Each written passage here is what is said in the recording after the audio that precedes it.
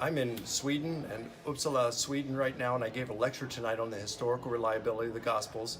And I met a really interesting guy, a brother in Christ. His name is Thomas Samuel. Well, that's not his real name, but he's got a fascinating story, and I'd love for you all to hear it. So Thomas, hand this to me and let me get you now.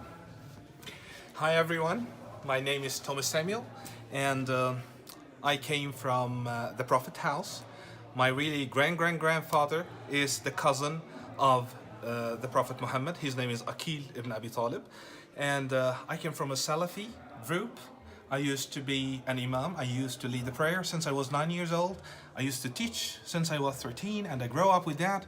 And on the age of 16, I felt so much fed up with what is happening in the world. I decided to help our brothers in Iraq to stand against the Americans.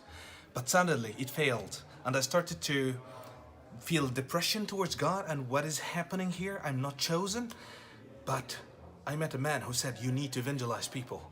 You need to make a prayer, a call of Islam, to call everyone to become a Salafi. I did that, but I was not satisfied until I said, I want to get in touch with Christians.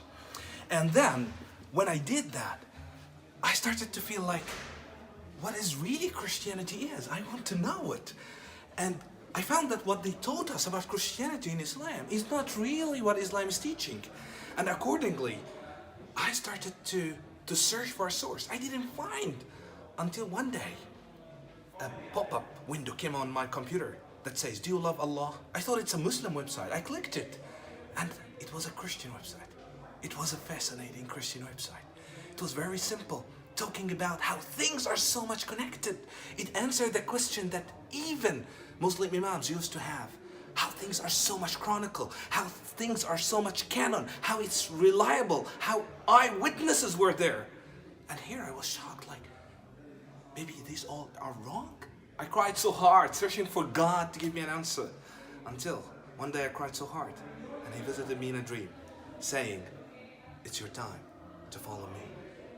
I didn't believe him the first time, I didn't believe him the second time, but the third time, he said, didn't I tell you it's your time to follow me?